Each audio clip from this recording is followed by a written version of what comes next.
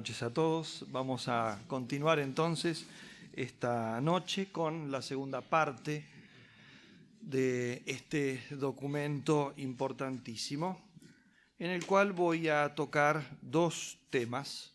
El primero es lo que podemos llamar las profecías de la Humanae Vitae y el segundo el valor doctrinal de la encíclica, ¿no? Ayer alguien me preguntó si todo lo que estoy diciendo en estas conferencias está en ese libro que he escrito, y debo decir que casi todo. Es decir, justamente este punto de las profecías de la Humanae Vitae no está ahí, porque cuando se cumplieron 40 años de la encíclica, hace 10 años atrás, que también hicimos un congreso aquí en San Rafael para conmemorar ese importantísimo acontecimiento, tuve la oportunidad de escribir otro libro distinto, también dedicado a la encíclica, y allí desarrollé este tema del aspecto profético de la encíclica, ¿no? Entonces, para no repetir los mismos temas, desarrollé unos en uno y otro en otro libro. Así que este tema concretamente entonces lo desarrollé ya en otro libro, hace 10 años atrás, un libro que se llama Natalidad y Anticoncepción. Las encíclicas, las profecías de la Humanae Vitae, cuando se cumplieron 30 años de la encíclica, el cardenal López Trujillo, en el año 1998, decía lo siguiente: hace ya 3 décadas que el Santo Padre Pablo VI hizo pública esta encíclica, que con sobrada razón es hoy cada vez más reconocida como profética. Así lo hizo el Sínodo de la Familia, 1980, que dio por fruto la exhortación Familiaris Consortio. Así lo testimonian episcopados, movimientos apostólicos y estudiosos en diferentes partes del mundo, ¿no? Y eso es así, ciertamente que a esa altura, a pesar de todo lo que ayer vimos de las controversias y oposiciones que tuvo la Humanae Vitae en su momento, como les dije, con el pontificado de Juan Pablo II, las aguas se calmaron, y también eso sirvió para que con más serenidad se viera justamente el acierto de las cosas que había dicho el Papa Pablo VI. 10 años después, al cumplirse el 40 aniversario, los obispos canadienses, en un documento que hablando sobre la Humanae Vitae, ellos por 2 veces vuelven a repetir este carácter profético de la encíclica, ¿no? Y así muchos otros testimonios. Cito estos 2 nada más como para que se vea a qué nivel es reconocido este aspecto singular, ¿no? Encíclica, por lo tanto, profética. ¿Qué quiere decir esto? Bueno, profecía en primer lugar en el sentido de testimonio de la verdad. Profecía no es solamente el anuncio de hechos futuros. La palabra profecía, profetizar, significa el hablar de frente a, es decir, el dar testimonio de algo. La encíclica Humanae Vitae, entonces, ante todo, es profética en el sentido de que habla con toda claridad algo que es fundamental para la salvación de los hombres, aunque muchos de ellos no lo quieran escuchar, como pasó con los profetas del Antiguo Testamento, ¿no? Por lo tanto, en ese sentido, es profética en el sentido de testimonio de la verdad. En segundo lugar, también es profética de alguna manera en el sentido de preanuncio de lo porvenir, que es la idea que nosotros tenemos cuando se habla de profecía, ¿no? Porque de hecho es así, digamos, dice ciertas cosas que van a ocurrir en caso de que no se tome en cuenta la doctrina de la Iglesia, que, como les dije ayer, no era solamente la doctrina de la Humanae Vitae, porque no está diciendo prácticamente nada nuevo, sino en todo caso está diciendo de manera nueva las cosas de siempre. La doctrina que sostiene allí el Papa Pablo VI ya estaba contenida en el magisterio anterior, ¿no? Aunque lo va a presentar de una manera nueva, ¿no? Y a pesar de que en su momento se la consideró ciertamente exagerada y pesimista, y lo siguieron haciendo, los que han estado en contra no han cambiado de opinión, por más que hayan visto de qué manera se han cumplido las cosas que allí decía el Papa Pablo VI. Lo que nosotros podemos decir de las profecías de la Humanae Vitae se contienen casi todas ellas en un mismo párrafo, que es el número 17 de la encíclica, que dice lo siguiente: los hombres rectos, porque eso es algo fundamental, evidentemente el Papa está parte de la base que esto lo van a comprender. La primera cosa para entender la verdad es tener la disposición a querer conocer la verdad, ¿no? Y por lo tanto el Papa apela, si bien las verdades las dice a todo el mundo, él sabe que solamente las van a aceptar o van a estar dispuestos a aceptarlas los que tengan un corazón recto. Los hombres rectos podrán convencerse todavía más de la consistencia de la doctrina de la Iglesia en este campo si reflexionan sobre las consecuencias de los métodos de la regulación artificial de la natalidad. Consideren antes que nada, aquí empieza a enumerar una serie de consecuencias que se pueden seguir.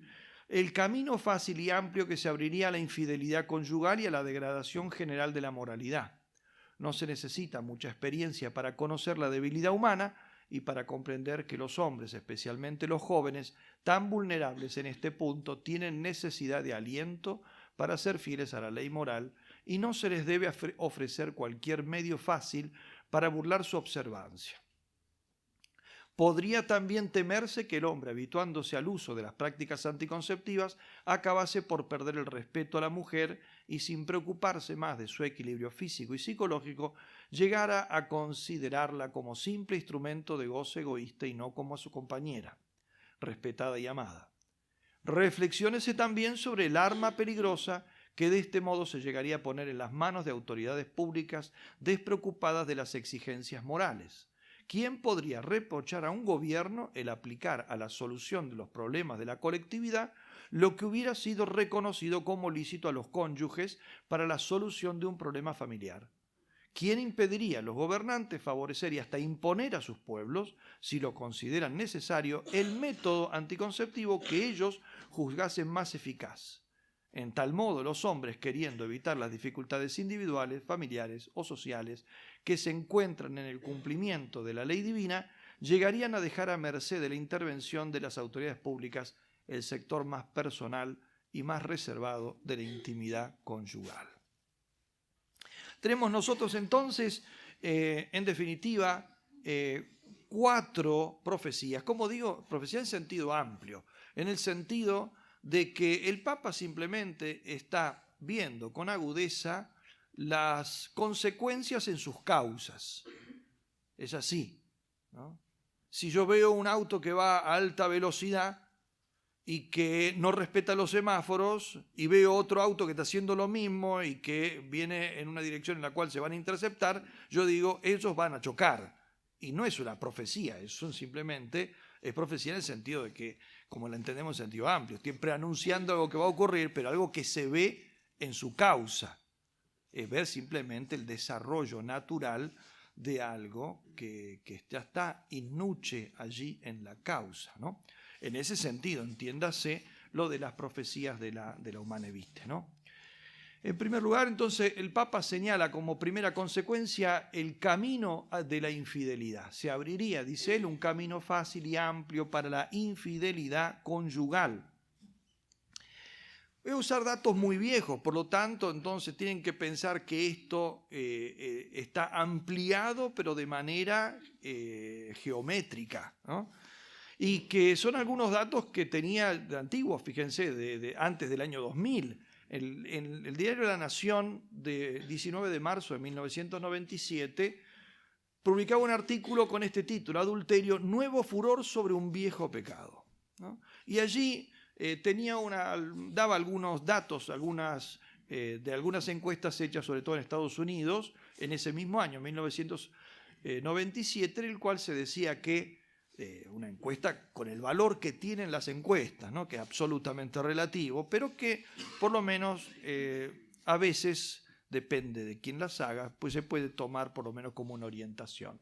Allí se hablaba de que el 66% de los hombres y el 54% de las mujeres encuestados, ¿entienden?, al menos habían tenido durante ese año una aventura adulterina, ¿no? Y se citaba también otra encuesta un poco más seria del año 94, en la cual se decía que el 21% de los hombres y el 11% de las mujeres practicaban de modo habitual, y no se refería a un periodo de tiempo, el anterior en ese último año, que no, habitualmente practicaban el adulterio, ¿no? Aun cuando evidentemente estas encuestas, estos datos se tomen con toda la relatividad que se merecen, igualmente estamos hablando, o sea, que si nosotros achicamos esos números por una cuestión prudencial, igualmente estamos hablando de un fenómeno que implica una destrucción en la sociedad respecto al matrimonio, ¿no? Y no hace falta, digamos, recurrir a muchas encuestas, si se quiere, porque basta mirar la realidad que nos rodea. Incluso la realidad que tienen muchos educadores, es algo que testimonian, por ejemplo, en muchos colegios católicos de muchas partes, ¿no? del mundo, donde dicen que, siendo incluso colegios católicos, donde hay familias que están buscando una educación adecuada para sus hijos, y la inmensa mayoría de las familias que traen sus hijos a nuestros colegios, ¿no? Son familias que tienen dificultades grandes, y muchas de ellas en realidad no son familias bien constituidas, lo cual significa exactamente que este problema está detrás, ¿no? El adulterio, que en definitiva eso es la infidelidad conyugal, es el adulterio, es consecuencia de otras causas, de las cuales yo destaco dos. Una es la mentalidad divorcista, ¿no? que se ha ya prácticamente como afincado en la mayoría de las sociedades. Y en segundo lugar, la incomprensión justamente de la doctrina que defiende la Humanae Vitae, no de la doctrina de la Humanae Vitae, porque muchos de ellos ni siquiera han sentido hablar de ella, sino de la doctrina que se contiene en la Humanae Vitae, que es doctrina de ley natural, ¿no? Y por lo tanto, entonces, evidentemente, estas dos cosas son las que abren ese camino, y que si no fuera por la facilidad que tiene la anticoncepción, esto no sería posible en las proporciones en las que se da, ¿no? Y es ciertamente una de las plagas de nuestro tiempo. Al punto tal de, como ya hemos escuchado tantas veces, esas palabras, ¿no? De que la última batalla de la humanidad es la batalla por la familia. Y en definitiva, cuando se habla de batalla por la familia, estamos hablando en gran parte de batalla por esto, batalla para combatir el problema de la infidelidad, que es el origen de la destrucción de la mayoría de las familias. La infidelidad que hoy en día incluso se potencia por otras cosas que también están mencionadas en la Humanae Vitae, a la que haremos referencia ahora, porque cuando hablamos de infidelidad, piensa en infidelidad en el sentido estricto, que la infidelidad empieza con la infidelidad en el corazón, sigue con la infidelidad en las miradas, y hoy en día el problema de la pornografía implica infidelidad, la pornografía en un hombre casado, además del pecado como tal propio que constituye el voyerismo, ¿no? Es el pecado de esa mirada indecente, es un problema de infidelidad. Es un problema de infidelidad, ¿no? Y si uno entonces trata de unir los dos datos, va a ver que cuando estamos hablando de infidelidad, porque acá, cuando estos datos que estoy dando de infidelidad, se refiere a una aventura adulterina, es decir, una persona, un hombre que se fue con una mujer con la cual, entre los cuales no hay ninguna relación conyugal verdadera. Pero la infidelidad en realidad se comete en otros niveles donde no hay ningún contacto físico entre dos personas. Hoy en día la infidelidad es parte del mercado, es una industria, es la industria de la infidelidad. La infidelidad da dinero, produce cifras millonarias, ¿no? Con todo lo que eso implica. En segundo lugar, el Papa hablaba de la degradación moral. Decía él, la degradación, o sea, se abriría la puerta a la degradación general de la moralidad, ¿no? Degradación general de la moralidad. En 1968, cuando el Papa publica esta encíclica, como hice referencia ayer, también es el momento en el que se da quizá el acto simbólico, como les explicaba ayer, el acto simbólico de la revolución cultural, que es el destape de la sexualización, en particular proclamado por los jóvenes universitarios que salen a las calles, sobre todo en París, pero no solamente en París, en Turín, en Berlín, ocurre en California, en la Universidad de Berkeley, en todos esos lugares es una cosa muy generalizada, y entre otras cosas lo que ellos piden es eso, es el destape de la sexualización. Y van proclamando justamente como su símbolo a Herbert Marcuse, que filósofo de la escuela de Frankfurt, muy influyente, que va a ser el referente en esos momentos de algo que es prácticamente el instrumento por el cual esta escuela filosófica, escuela de Frankfurt, pero cuando hablamos de Frankfurt no es desde Frankfurt, Alemania, ellos nacen ahí, pero en realidad se instalan después por razón de la asunción del nazismo en Alemania, en la parte política, en Estados Unidos. Marcuse es profesor en California y es el que, digamos, ellos, digamos, en general, la escuela de Frankfurt va a hacer una cosa que es que es una herejía marxista, o sea, para el marxismo clásico es una herejía, que es la unión del marxismo con el freudismo. Pero va a ser lo que le va a permitir el producir propiamente esa revolución cultural, lo que se conoce hoy en día como el marxismo cultural. Entrar entonces por otras vías distintas de cómo el marxismo se impone en Rusia, ¿no? Y por eso lo proclaman a él, porque cuando se habla por ejemplo, del Mayo francés, esta revolución de los estudiantes del Mayo francés, con todos sus eslóganes del prohibido prohibir y de ser realistas y pedir lo imposible y todo lo que se quiera, no hay que olvidarse que ellos no comienzan pidiendo que les amplíen las bibliotecas o que los profesores no son puntuales en sus clases, sino que lo que piden en los universitarios parisinos, la primera petición que ellos hacen y con lo cual comienzan, es que puedan convivir los varones y las mujeres en los dormitorios universitarios, que era exactamente lo mismo que habían pedido ya en el año anterior, porque ellos no son los primeros, en California, en la Universidad de Berkeley y todo. Y la mayoría de ellos tomando, como decía, como referente a Marcuse, van proclamando las famosas 3M, ¿no? Que es Marx, Mao, Marcuse, ¿no? Con su libro, sobre todo, que lo indica todo en el mismo nombre, que es Eros y Civilización, ¿no? Pues bien, este destape de la sexualización, que es uno de los puntos de referencia de toda esta revolución cultural, no hubiera sido posible, como ya les explicaba, sin precisamente esta realidad de la anticoncepción y de la facilidad de la anticoncepción que se produce a partir de la comercialización, muy pocos años antes de esto, 1961, de la píldora anticonceptiva, ¿no? Evidentemente que quizá el símbolo de todo este problema de la degradación moral en nuestro tiempo, porque es un fenómeno especial de nuestro tiempo, pero que comienza en el 68 con esto, es la pornografía. Las primeras revistas pornográficas se fundan en 1968.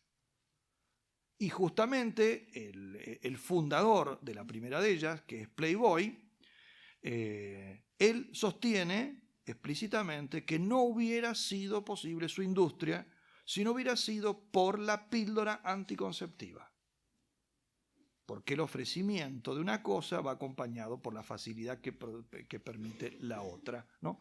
Hoy en día lo que empezó en la década entonces casi del 70 de esta manera, con la pornografía sobre todo gráfica, en papel, hoy en día con el tema de Internet y la telefonía celular, se ha convertido quizá en uno de los dramas más grandes de nuestro tiempo. En la actualidad se calcula que el inicio actual de la pornografía en casi todas las sociedades para los varoncitos es de a los 10 años y para las nenas a los 12 años, ¿no? Imagínense que si comienza a esa edad en 5 años, o sea, cuando todavía no entraron en la adolescencia, tienen 15 años, que hoy en día 15 años no es ni la adolescencia, porque por la edad psicológica, hoy en día son más superficiales, son más frenado el proceso de maduración, o sea, ellos todavía no salieron de la infancia y muchos de ellos ya son adictos. Y en las adicciones comportamentales, como es esta, pasa lo mismo que en otras adicciones. Es decir, hay un punto donde los psicólogos dicen que ya es irreversible. Es decir, irreversible. Nosotros no tenemos en la actualidad instrumentos para revertir deterioros psicológicos y afectivos tan grandes, ¿no? En la pornografía, por eso que equivale hoy en día a pornopatía, es decir, a un problema que es un problema ya de enfermedad. Y la pornografía fácilmente y rapidísimamente degenera en pornopatía, es decir, en padecimiento de la pornografía como enfermedad, es decir, como adicción propiamente dicha, ¿no? Con todo el deterioro que eso implica, ¿no?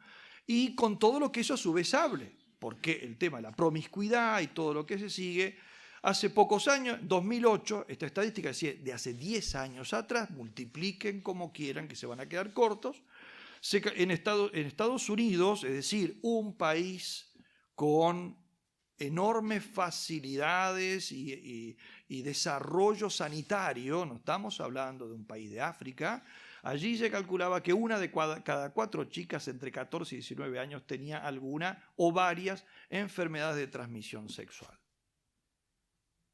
Es decir, el 25% de todas las jóvenes y adolescentes, ¿no? La anticoncepción es la que abrió la puerta a todo esto y también la que abre la puerta a otro de los grandes dramas de nuestro tiempo, que es el drama del aborto, que se calcula, con la anticoncepción química sumada a la anticoncepción quirúrgica, alrededor de 60 millones de abortos al año en el mundo, ¿no? 60 millones. Un país por año desaparece, ¿no? Sin haber visto la luz, porque un país que no nació, ¿no? Seres humanos todavía en estado de gestación. En tercer lugar, el Papa señalaba la pérdida de la dignidad de la mujer, ¿no? Podría también temerse que el hombre acabase por perder el respeto a la mujer, dice. Y ciertamente, ¿no? Y añade, el varón ya no se preocuparía, si esto siguiera adelante, dice el Papa, de su equilibrio físico de la mujer y psicológico, considerándola como simple instrumento de goce egoísta y no como su respetada y amada compañera. Esto es la otra cara de la pornografía que hemos dicho, porque la pornografía en un porcentaje altísimo es pornografía femenina, es decir, es la mujer la que es mostrada. El varón también, ciertamente, en proporciones menores, pero principalmente la degradada es la mujer. La anticoncepción, por eso, no ha liberado a la mujer, ¿no? Como se lo presenta muchas veces. Las mujeres se sienten liberadas porque ahora son dueñas de sus actos, pueden decidir si quedar embarazadas o no, y todo lo que con esto viene, tener relaciones sexuales o no, ¿no? La anticoncepción en realidad no ha liberado a la mujer, sino que la ha esclavizado al sexo, ¿no? Al punto tal de que, como decía antes, la industria de la pornografía es una industria de explotación principalmente femenina y de explotación, con un fenómeno que es el fenómeno de la prostitución, que es una de las plagas más graves de nuestro tiempo y es una de las modernas esclavitudes más grandes, ¿eh? La trata de mujeres. Tengan en cuenta que nosotros nos escandalizamos todavía de cuando se habla de la esclavitud, ¿no? Qué cosa tremenda que ha vivido la humanidad, y lo hablamos en pasado. El Imperio Romano, en su época de esplendor, como todos los imperios antiguos, todos, ¿no?, se basaron en el sistema económico de la esclavitud. En su mayor esplendor, el Imperio Romano llegó a tener 60 millones de esclavos, lo cual significaba que casi eran malos el mundo esclavo que el mundo libre. De ahí todas las leyes tan duras que había, porque no se podían dar el lujo de ninguna rebelión, porque significaba la caída entera del imperio. Y por eso las pocas rebeliones que hubo, los pocos intentos que hubo, fueron reprimidos sangrientamente, al punto tal de sangrientamente significa al exterminio. O sea, esclavo que se rebela, esclavo que se lo derrota, pero después de derrotarlo se lo condena a muerte. La más famosa de todas, que es conocida por muchos, es la rebelión de Espartaco, en la cual desde el lugar donde fue la batalla final hasta Roma se crucificaron a todos los que habían salido vivos de esa batalla, que pasó de sangrienta, ¿no? Y que prácticamente había 1 o 2 metros entre cruz y cruz hasta llegar a Roma, todos los caminos de Roma, ¿no? Le mataron a todos, ¿no? 60 millones de esclavos, y nosotros nos escandalizamos con toda razón de eso, pero nosotros nos olvidamos que en este momento, si solamente consideramos la esclavitud de la trata de personas, ¿no?, en la prostitución, probablemente la cantidad de esclavas sea mucho mayor en todo el mundo. Es así. Con situaciones tan degradantes y peor todavía. Porque todo esto implica muchas otras cosas más. Implica el tema de la droga para que esas mujeres digamos, no tengan capacidad también de reacción, se las vuelve drogadictas, toxicodependientes, se las amenaza. Muchas de ellas están separadas involuntariamente porque han sido introducidas en eso por engaño, ¿no?, de sus familias, a las cuales quizás no vuelven a ver nunca más. Y todos los dramas que eso implica, ¿no? Y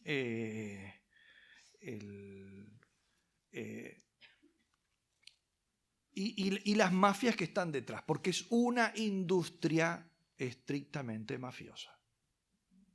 Ahora bien, todo esto no hubiese sido posible, en parte, sin esta liberación y esta garantía, ¿no?, de un sexo sin procreación que permite la anticoncepción en general. Y a esto hay que añadir, en cuanto a la pérdida de dignidad de la mujer, el feminismo radical, que postula como ideología prácticamente la destrucción de la feminidad, ciertamente, ¿no?, y que proclama como una de sus reivindicaciones justamente el derecho al uso de todos los métodos anticonceptivos, ¿no?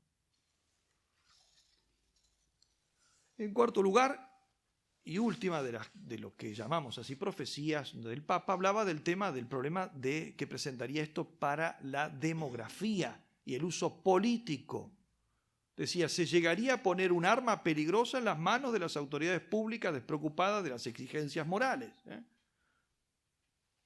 Y eso ni siquiera hace falta dar muchas pruebas, es conocido de todos, que ciertamente de parte de algunos países que tienen, digamos, están en situación política de dominio respecto de otros, y de entidades financieras internacionales que no responden a ningún país en concreto, sino que son supranacionales, ¿no?, chantajean a países pobres con políticas de control natal. Es muy conocido porque es público desde hace ya 30 años, el famoso informe Kissinger, donde justamente se señalaban que para los intereses concretos de un país, en ese caso el informe Kissinger sobre los intereses geopolíticos de Estados Unidos, era necesario introducir el control de la natalidad en una serie de países que representaban un peligro para los intereses económicos y políticos de Estados Unidos. ¿Por qué? El peligro en qué consistía, no en que me iban a atacar, sino en que se iban a comer lo que nosotros nos queremos comer en el futuro. En particular se señalaban países de Sudamérica, varios de ellos, la India, sobre todo en Asia, la India, y después se hicieron políticas de natalidad, de antinatalidad, realmente crueles allí. Se señalaba Brasil, Colombia, los países que todavía hoy en día justamente están en el objetivo de estas políticas. Y se condicionaba justamente la manera de hacerlo es llevarlos a la pobreza por determinados medios, sobre todo metiendo quinta columnas, es decir, buscando que de adentro se traicione y se lleve a situaciones realmente de penuria económica esos países, de modo tal de que tengan que pedir ayuda a estas entidades y otros países que se ofrecen para eso, pero con ciertas condiciones. Las condiciones generalmente son la imposición de políticas de control de la natalidad.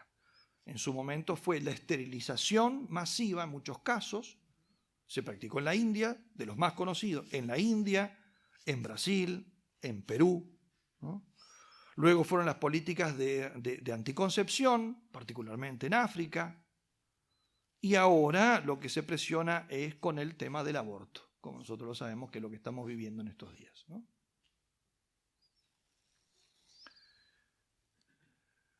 Es lo que hoy en día se conoce como el tema de reingeniería social, ¿no? Reconstruir, rediseñar el plano social, y es usado como estrategia, como decía, geopolítica, de posicionamiento de determinados países respecto de otros en el panorama mundial, ¿no? El drama de estas políticas incluso ha sido reconocido por personajes que incluso que no tienen, que uno dice están en la vereda opuesta, o por lo menos que son completamente ajenos al pensamiento católico. Señalo simplemente 3 nombres. Lo denunció alguien que incluso fue presidente de los Estados Unidos, que fue Theodore Roosevelt, presidente hasta 1909, ¿no? Freud mismo habló del peligro de este tipo de cosas, y quien se opuso drásticamente al empleo de esas políticas antinatalistas en su país, que fue el Mahatma Gandhi, muy presionado personalmente por Margaret Sanger, que es la fundadora y líder durante mucho tiempo de Planned Parenthood, que es la multinacional de la anticoncepción y del aborto, ¿no? Ella personalmente presionó para que Gandhi introdujera esas políticas en su país, y Gandhi dijo palabras más o menos así, como que esto se paga con la extinción del país, y por eso se negó rotundamente a secundar esas políticas. Bien, de esta manera nosotros vemos un pantallazo y simplemente algunas ideas como realmente las cosas que allí señalaba en un solo párrafo, fíjense, el Papa Pablo VI, se han cumplido exactamente tal como él lo mencionó, e incluso quizá se quedó corto, ¿no? Se quedó corto. Al punto tal que cuando el Papa Pablo VI publicó la encíclica y fue tan duramente atacado y criticado, recibió el apoyo de una de las personas que uno menos hubiera esperado que hablara a favor del contenido de la encíclica, que es no el fundador, pero el representante más importante de la Escuela de Frankfurt que mencioné antes, que ha sido uno de los agentes, la Escuela de Frankfurt, esta escuela de línea, pensamiento filosófico marxista, ¿no? Que ha sido uno de los agentes más activos en llevar adelante el proceso de revolución cultural. Pero Max Horkheimer, que fue su segundo presidente y uno el que marca el pensamiento, quizás los grandes nombres de la Escuela de Frankfurt son principalmente Horkheimer y Teodoro Adorno. Horkheimer, marxista, ¿no? Revolucionario cultural, sociólogo, sin embargo, dijo él que, dice, es realmente gravísimo lo que está ocurriendo ahora con el tema de la píldora. En ese punto concreto, él vio una gravedad singular. Dice, gracias a la píldora, hoy en día, dice, una muchacha puede en cualquier momento tener relaciones cuando quiera, con quien quiera, como sea, con todas las consecuencias gravísimas que tiene esto para la moralidad y para la sociedad. Él que estaba revolucionando la sociedad. Dijo, por eso el Papa Pablo VI, al escribir lo que ha escrito en la encíclica Humanae Vitae, dice, probablemente tenga más razón de la que él mismo se da cuenta.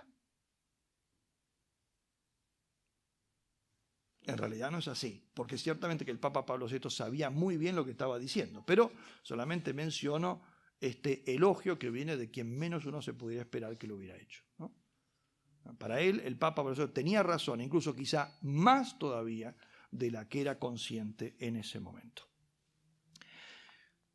El segundo tema que quiero desarrollar hoy es el del valor doctrinal. Bueno, muy bien, ahí tenemos la encíclica, hemos explicado ayer cuál es al menos la enseñanza principal de la misma. Ahora, ¿qué valor tiene la encíclica?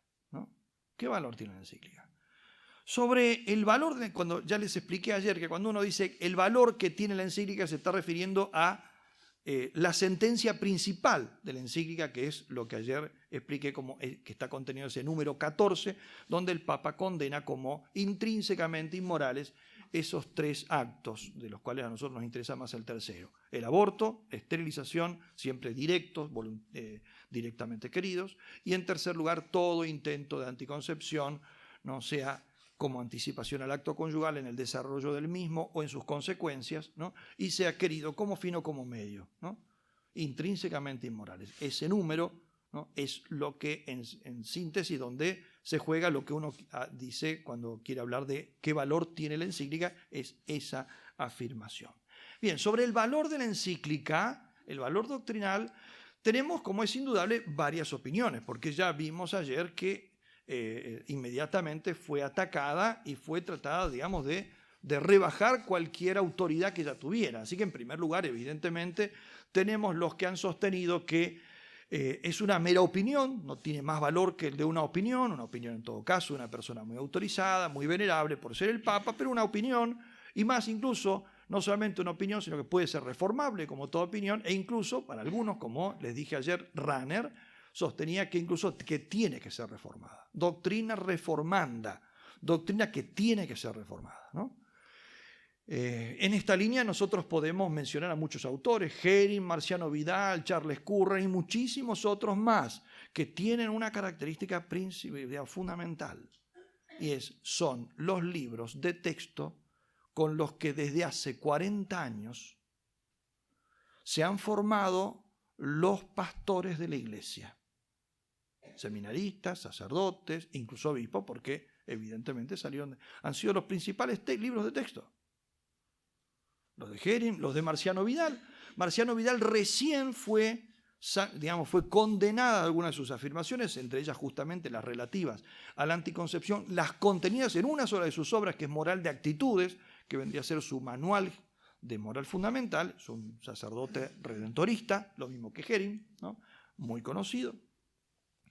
Y en el año 2001, recién, una notificación de la Santa Sede, recién ahí se terminó todo un proceso donde en el entretiempo evidentemente se le dijo que lo corrigiera, que viera esto. Finalmente, como no quiso hacer nada, se pone una nota diciendo que son erróneas todas estas enseñanzas. Es una lista de enseñanzas sobre la masturbación, homosexualidad, fecundación artificial y anticoncepción y esterilización y otros temas más, ¿no? Y después de eso, la Santa Sede, a través de la Congregación para la Doctrina de la Fe, encarga a la Conferencia Episcopal Española, porque el sacerdote es redentorista español, ¿no?, y enseñaba principalmente en Madrid, encarga a la Conferencia Episcopal Española a que ella sea la que tiene que velar sobre la consecuencia de esto, que es que no se puede utilizar más las obras, esa obra concreta, ¿no?, y las que contengan evidentemente la misma enseñanza del padre Marciano Vidal en ningún seminario ni academia de formación teológica, hasta que el padre Vidal no corrija sus obras, lo cual él no quiso hacer. Y para esto se firmó un acuerdo público entre los representantes de la Conferencia Episcopal Española, la Congregación para la Doctrina de la Fe de la Conferencia Episcopal Española, ¿no?, el superior general de los redentoristas a que pertenece, y el mismo padre Vidal, comprometiéndose todo, entonces firmando y estando de acuerdo el padre Vidal de que él mismo está de acuerdo que no se use en sus obras hasta que él no se retracte o cambie, corrija todos esos errores, lo cual nunca hizo ni tenía intención de hacer, ¿no? Pero accedió a eso. 4 años después, la Conferencia Episcopal Española manda una nota, ¿no?, a todas las conferencias episcopales de los países de habla portuguesa y española, recordando que sigue vigente esto y que fue firmado de común acuerdo con el autor, ¿no? Y que el autor, por supuesto, no ha cambiado nada de ese tiempo. Esa nota se envía 4 años después. ¿Por qué motivo? Porque en los seminarios y en la Facultad de Teología se seguían usando las obras del padre Vidal. Y después de mandar esa nota, evidentemente se siguieron utilizando, ¿no? Por lo tanto, es importante tener en cuenta eso para explicar después la confusión que tienen, lamentablemente, muchos pastores al respecto. No solamente el padre Vidal, digamos, no es el único responsable, sino todos estos autores. De hecho, de mucho más prestigio que Legerin, que sostiene exactamente lo mismo en prácticamente todas sus obras donde trata el tema moral familiar. Él es en todo caso, el portaestandarte de esta doctrina que se opone a la Humanae Vitae, como lo fue desde el primer momento, desde la primera semana en que el Papa Pablo VI había publicado su encíclica. En segundo lugar, algunos otros sostuvieron en su momento que no es doctrina infalible, de hecho porque el Papa no ha utilizado, a criterio de estos autores, el Papa no utilizó ninguna fórmula o estructura propia que reviste infalibilidad, pero sí se trata de magisterio auténtico e inmutable. Por ejemplo, sostuvo esto como una opinión personal, lo decía con mucha claridad, un gran teólogo, que fue Monseñor, el cardenal Charles Journet. Él sostenía igualmente esto, dice, bueno, esta es mi opinión personal, yo creo que no es doctrina infalible, pero puede ser definida, el Papa podría definirla en el futuro. Igualmente, dice, yo sostengo que es magisterio auténtico, lo cual significa que en el orden práctico no hay ninguna diferencia respecto de la manera en que tiene que ser aceptada y obedecida por parte, sea de quienes tienen que practicar la vida sexual, como los matrimonios, como de los teólogos que enseñan. O sea, en el orden práctico las obligaciones son las mismas. Solamente una cuestión técnica, él sostenía, no es doctrina infalible porque el Papa no ha hecho digamos, no ha procedido como tendría que proceder para que fuera doctrina infalible, pero lo puede hacer en cualquier momento, porque de hecho es definible como tal, decía él. Y al menos es magisterio ciertamente auténtico, ¿no? Posición del cardenal Journet y otros que hay. También varias conferencias episcopales de las que se pronunciaron a lo largo del arco de ese primer año también sostenían lo mismo, o sea, hablaban así de magisterio auténtico, aunque no infalible, así que podemos considerar de que cuando usaban ese lenguaje quizás se referían a lo mismo. No sé si en su intención de que, digamos, la obligación de obedecer es exactamente la misma que hubiera correspondido al magisterio infalible. Pero también algunos sostuvieron que es magisterio infalible, y no solamente magisterio infalible, sino magisterio infalible es cátedra, o sea, tal como define a las declaraciones solemnes el Concilio Vaticano I. Magisterio es cátedra, entonces, definición solemne hecha por el pontífice. El principal defensor de esta tesis fue el padre Hermenegildo Lío, un moralista muy importante que tenía dos cualidades particulares para tener autoridad sobre el tema. La primera es que fue uno de los que trabajó en la redacción de la parte de matrimonio, la moral matrimonial, de la Gaudium et Spes en el Concilio Vaticano II. Y la segunda cosa es que era especialista en el tema de lo que es definiciones cátedra en el Concilio Vaticano I. Y él hace un estudio de más de 1000 páginas sosteniendo su tesis, defendiéndola, ¿no? Y probándola, a su criterio la probaba todo, en el cual justamente analiza los discursos de los padres conciliares del Concilio Vaticano I, donde ellos explicaban qué es lo que entendían cuando se referían a aquella doctrina que justamente fue la doctrina declarada en ese concilio, que es eso, la definición, la infalibilidad del Papa y las declaraciones cátedra, que entendían ellos esto, qué tenía que ser, cuáles condiciones tenía que tener. Y la tesis del padre Hermenegildo Lío es que exactamente todas esas indicaciones que sostenían los padres conciliares en el Concilio Vaticano I, que son los requisitos para que haya una declaración infalible es cátedra, todas están presentes en la Humanae Vitae. Por lo tanto, él sostiene que es doctrina infalible es cátedra. Los siguen algunos pocos en esto, pero la mayoría de los teólogos serios sostienen que es doctrina infalible, pero no por ser magisterio es cátedra, sino por ser magisterio ordinario universal. Magisterio ordinario universal. Porque como explica muy bien la Lumen Gentium número 25 del Concilio Vaticano II, el Papa o la Iglesia ejerce el acto de infalibilidad doctrinal a través de dos modos.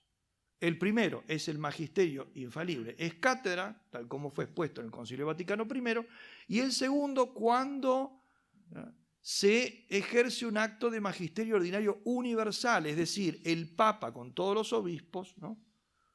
Y de manera permanente enseñan una doctrina como una doctrina que tiene que ser, o sea, con la intención de ser mandada vivir por los fieles cristianos. Y eso de modo permanente. Y una serie muy importante de autores, de los cuales menciono algunos, como Germain Grisset, John Ford. John Ford fue miembro de la comisión que trabajó para ese documento que prepararon para el Papa Pablo VI. Él estaba del lado de la minoría, ¿no? Justamente de estos dos autores, Germain Grisset y John Ford, que escribían siempre juntos. Germain Grisset es un laico, murió el año pasado. Y a ellos les debemos el hecho de conocer gran parte de lo que, de lo que preparó esa comisión de teólogos y peritos para el Papa Pablo VI, porque en realidad hasta el día de hoy todavía no ha sido publicado. Las actas de todo eso no han sido publicadas. Pero John Ford enviaba a su colaborador, con quien trabajaban juntos, al moralista Germain Grisset, que estaba en Estados Unidos, le enviaba lo que iban trabajando para que le diera su opinión, tirara ideas, para, digamos, como su asesor personal, y por eso ellos dos, después de la publicación de la Humane Vitae, ellos publicaron, incluso hoy en día está en internet el facsímil de una revista muy importante de teología, más o menos el contenido de todo lo que se había puesto y se había dicho en esa comisión, todo el trabajo de la comisión. Por eso conocemos gran parte de eso, el aporte sobre todo de ello. Dario Composta, un gran moralista, también fallecido, salesiano, italiano. Fernando Caris, que tiene un estudio muy importante, actualmente es el prelado del Opus Dei. Él es un importante teólogo. Y en el año 88 él publicó un estudio sobre el valor doctrinal de la encíclica en una revista de moral muy importante, que era Anthropotes, ¿no? También otro gran moralista, García de Haro, muchos otros más, y entre otros Karol Wojtyła, ¿no? Karol Wojtyła, del cual me permito decir algunas cosas interesantes a esto. El cardenal Karol Wojtyła, ¿no? Futuro Juan Pablo II, fue nombrado por el Papa Pablo VI miembro de esa comisión, que tenía que preparar el informe para que el Papa después elaborara un documento. Pero el gobierno comunista no le permitió salir de Polonia. Y por eso entonces él igualmente quiso cumplir el acto con el Papa, por la confianza que había depositado en él, y reunió a sus teólogos en Cracovia, y allí trabajaron, y en el año 1967, o sea, también el mismo año que le presenta el informe de la mayoría y la minoría, él le manda al Papa una serie de aportes muy valiosos sobre moral conyugal, que le habían preparado sus teólogos, ¿no?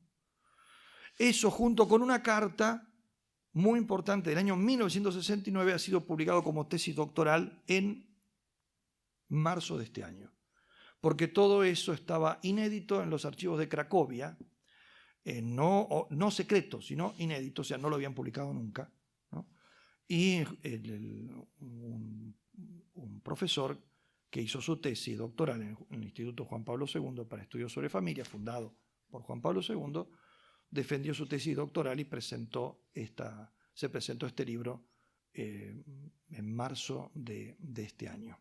Ese libro contiene todos los estudios que el Papa, o sea, en ese momento el cardenal Wojtyła, hizo hacer, ¿no? Y que le mandó a Pablo VI en el año 67, y sobre todo, lo más importante de todo, es una carta larga, un estudio del año 1969 que le escribe el cardenal Wojtyła al Papa Pablo VI, cuando el cardenal Wojtyła ve las reacciones que se produjeron en torno a la Humanae Vitae. Él se preocupó muchísimo por lo que decían los teólogos que se pusieron en contra y sobre todo esas conferencias episcopales del norte europeo que estaban sembrando dudas entre los fieles. Entonces él escribe una carta haciéndole al Papa Pablo VI la sugerencia de que publique una instrucción dirigida a todos los sacerdotes del mundo, donde se dejen en claro todos los temas, ¿no? Y una de las cosas que le señalaba allí el cardenal Wojtyła era que le explica, dice, para mí tienen que tener 4 partes, le hace todo el esquema, le dice lo que tendría que contener cada una de esas partes, y en uno de los puntos le dice porque si se permite, ¿no?, que divulguen estas doctrinas sobre este punto concreto, ¿no?, esta doctrina es tan básica, los principios que están comprometidos en esta doctrina son tan elementales, tan básicos, tan basilares de toda la doctrina de la Iglesia, dice que con ella, si cae ella, caerán como una especie de efecto dominó muchas otras enseñanzas de la Iglesia, que es exactamente después lo que nosotros hemos visto. Y le decía al Papa Pablo VI lo siguiente, le decía: la contestación de la doctrina moral de la Iglesia en un campo tan importante como el afrontado por la encíclica puede ser ocasión para originar un proceso mucho más amplio de contestación de otros elementos de la fe y de las costumbres cristianas, ¿no? Y le iba a insistir un poquito más adelante que dice, de tal manera hay que dejar claras las cosas que, dice, le pedía al Papa, le sugería que afirmara, palabras textuales del cardenal Wojtyła, que es imposible pensar que la moral conyugal contenida en la encíclica Humanae Vitae pueda ser revocada, o sea, que pueda ser considerada falible. Es imposible, decía, usted tiene que decir que es imposible que pueda ser considerada falible. Y después más adelante aclarará, ¿no?, por este motivo, la doctrina de los Humanae Vitae, usted tiene que decir que es infalible, como es infalible. Y así el cardenal Wojtyła, una cosa interesantísima allí, porque, como les dije, la mayoría de todos estos autores sostienen que es doctrina infalible por ser magisterio ordinario universal. Lo mismo dice el cardenal Wojtyła. Pero, cuando pasa a exponer, él le dice, usted tiene que decir con toda claridad que es doctrina infalible por esto. Y empieza a hacer un análisis él. Porque usted dice en tal lugar que la doctrina que usted está diciendo está tomada de la Sagrada Escritura y de la tradición. Porque usted está diciendo en este otro lugar, le va citando todas las partes de la encíclica, ¿no?, a su autor. Usted dice en este otro lugar que esta doctrina es parte de la revelación. Usted está diciendo en este otro lugar que esta doctrina es parte del plan de Dios. Usted dice en este otro lugar que la doctrina que usted está exponiendo en los Humanae Vitae es parte de la ley divina natural. O sea, hace un análisis interno. Y dice usted todas las veces que menciona que esta doctrina es parte de la revelación, parte de la ley natural, parte del plan de Dios, parte de la sabiduría creadora, que los esposos que se oponen a ella se oponen al plan de Dios, usted está diciendo que esta doctrina es prácticamente parte de la revelación. Expresión que va a utilizar él después en una catequesis. Tiene tal valor, siendo ya papa él, ¿no?, tiene tal valor que es como pertenece al contenido general de la revelación, dice el Papa, ya como Papa Juan Pablo II. El Papa Pablo VI agradeció mucho esta contribución del cardenal Wojtyła, pero como les dije ayer, en realidad él no hizo más nada después de publicar la encíclica, ¿no?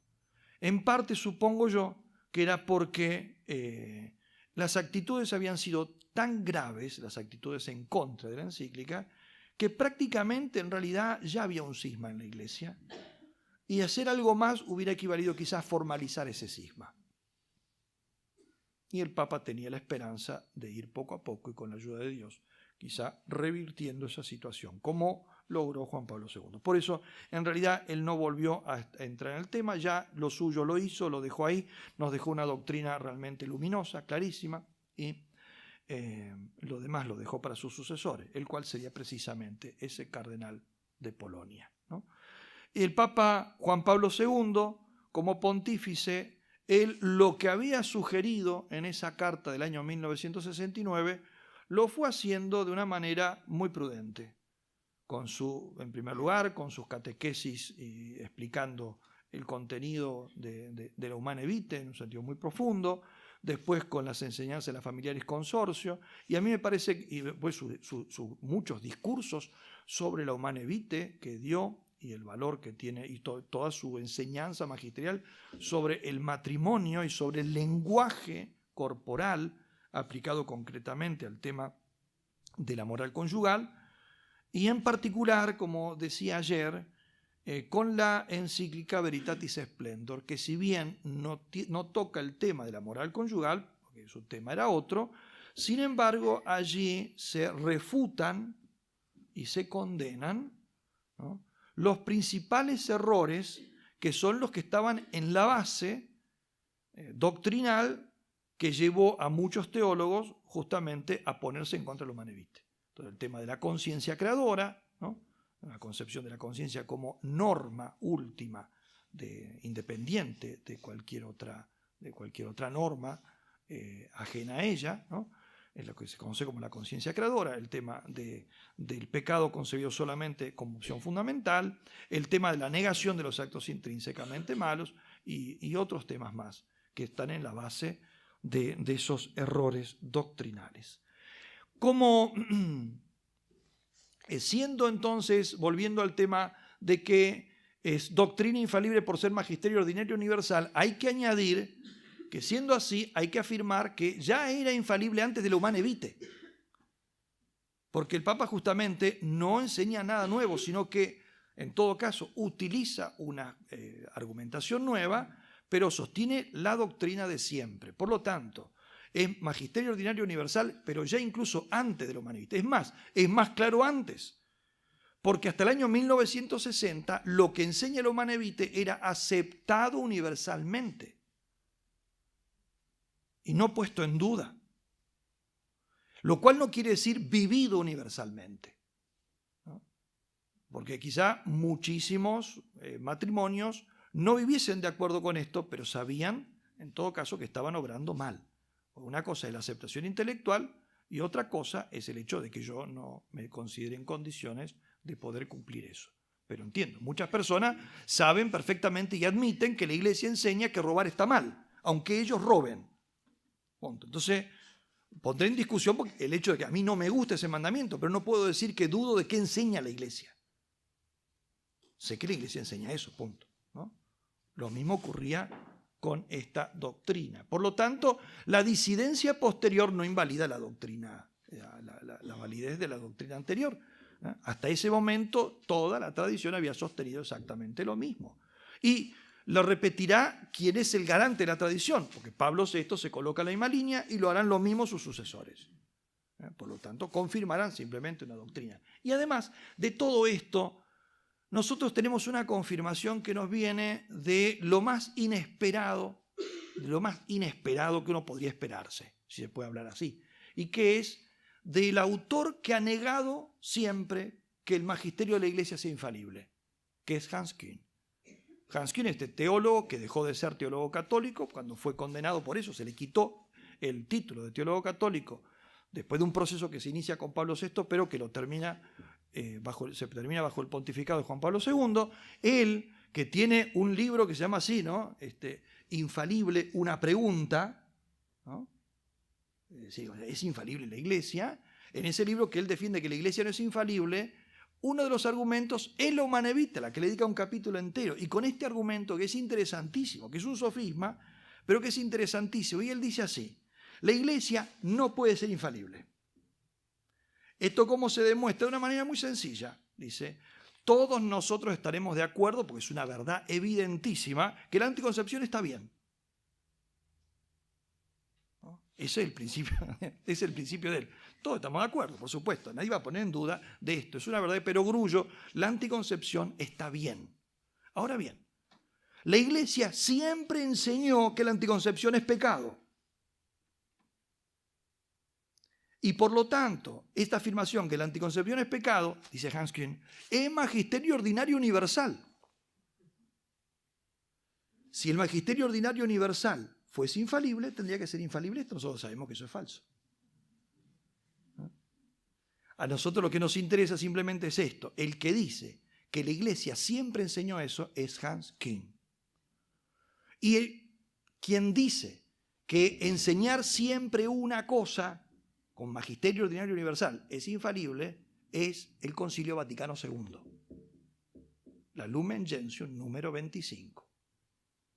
¿No? El magisterio ordinario universal es infalible. Hans Küng dice que esto es magisterio ordinario universal. Por lo tanto, yo tomo solamente eso, digamos, el reconocimiento, por eso es lo más importante en este caso, el reconocimiento de Hans Küng como historiador. Él certifica que la Iglesia siempre enseñó eso. ¿No? Y por lo tanto corrobora lo que los demás autores sostenían, han sostenido siempre que el magisterio es infalible por ser magisterio ordinario universal. Si además lo es porque es una doctrina escátera, bueno, será un refuerzo de esto. Seguirá en discusión, no hace falta que sea así, porque ciertamente es claro este otro punto, ¿no? De ahí la enorme importancia, ¿no? Y quiero terminar con la carta que le escribe al Papa Pablo VI el padre Pío de Pietrelcina, San Pío de Pietrelcina, el 12 de septiembre del año 1968. Es decir, le escribe un mes, 2 meses después de que el Papa Pablo VI publica la encíclica, y le escribe 10 días antes de morirse. Es su testamento casi. Y allí justamente menciona este tema y le escribe así: sé que vuestro corazón sufre mucho en estos días por la suerte de la Iglesia, por la paz del mundo, por tantas necesidades de los pueblos, pero sobre todo por la falta de obediencia de algunos, incluso católicos, a la alta enseñanza que vos, asistido por el Espíritu Santo, y en nombre de Dios nos dais. Os ofrezco mi oración y mi sufrimiento cotidiano, como un pequeño pero sincero pensamiento del último de vuestros hijos, de modo que el Señor os conforte con su gracia para continuar el recto y fatigoso camino en defensa de la eterna verdad que jamás cambia con la mutación de los tiempos. También en nombre de mis hijos espirituales y de los grupos de oración, os agradezco por la palabra clara y decidida que habéis pronunciado especialmente en la última encíclica Humanae Vitae, y reafirmo mi fe, mi incondicionada obediencia a vuestras iluminantes directivas, de vuestra santidad humildísimo Hijo, Padre Pío de Pietrelcina, capuchino. En este momento en el cual, como decíamos ayer, se está volviendo a hacer un intento de alguna manera de reinterpretar la encíclica, como decíamos con esa expresión tomada de una autora italiana, de momificar la encíclica, lo que nosotros debemos pedir es que este pedido particular del Papa, del Padre San Pío de Pietrelcina, del Padre Pío, realmente se haga efectivo y que los teólogos y los pastores de la Iglesia piensen como él. Nada más. Si no lo has hecho, suscríbete al canal. Cliquea en la campanilla para recibir notificaciones cada vez que publiquemos un video.